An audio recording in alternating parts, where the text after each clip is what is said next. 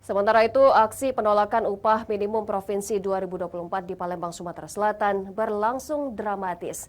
Buruh menggotong keranda di depan kantor Gubernur Sumatera Selatan. Hal ini menyimbolkan agar pemerintah harus berpihak kepada rakyat. Selain menggelar pengumpulan dana dan sholat goib, dukungan untuk Palestina kali ini berupa desakan massa agar pemerintah mengambil langkah memboikot produk-produk Israel dan sekutu. Sebelumnya, massa juga menggelar sholat goib dan penggalangan dana di sejumlah lokasi. Dalam orasi singkatnya, massa juga mendoakan masyarakat Palestina segera terbebas dari konflik yang terus terjadi. Secara simbolis, pihak Pemda Lahat juga memberikan dukungan berupa sumbangan dana ke kotak amal yang sudah disediakan massa. Produk yang mendukung pro-Israel.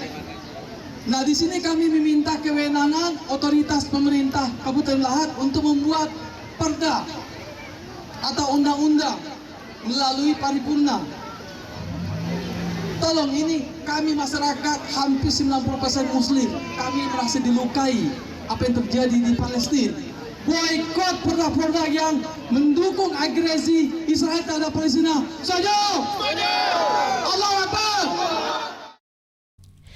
Selain melakukan aksi sebagai dukungan kebebasan untuk Palestina, massa mengenakan atribut Palestina dan mengibarkan bendera Palestina. Dari Lahat, Bala Putra, iNews melaporkan.